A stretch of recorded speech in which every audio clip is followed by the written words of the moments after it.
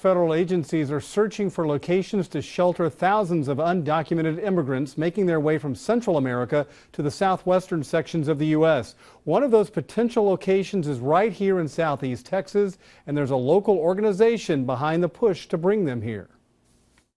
You know, when I look at those kids, I just want to be able to help. Images of crowded rooms filled with unaccompanied minors who crossed the border pulled on Carol Fernandez's heartstrings. There are a number of factors and reasons why they're here, but pretty much right now, all of the systems that the United States had in place for receiving the children are just overloaded.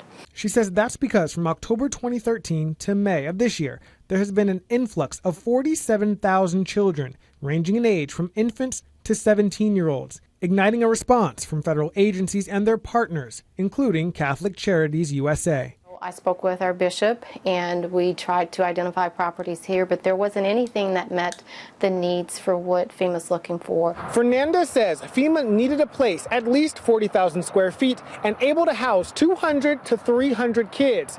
Well, Catholic Charities of Southeast Texas settled on this place, the Al Price State Juvenile Correctional Facility.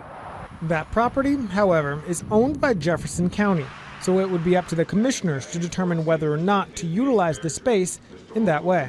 I noted over the weekend that there were significant outcries in Virginia when they attempted to do that there. And so I guess we'll just wait for feedback and see what the local community's feeling is about that. Also on the table, two proposals calling on charter schools to be housed in the same location. County Judge Jeff Brannick says personally he'd like to see a permanent lease for the building rather than a temporary one associated with the shelter.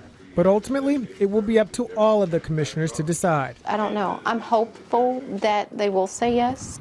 Setting the stage for the real work to begin. In Jefferson County, Justin Hinton, KFDM 6 News.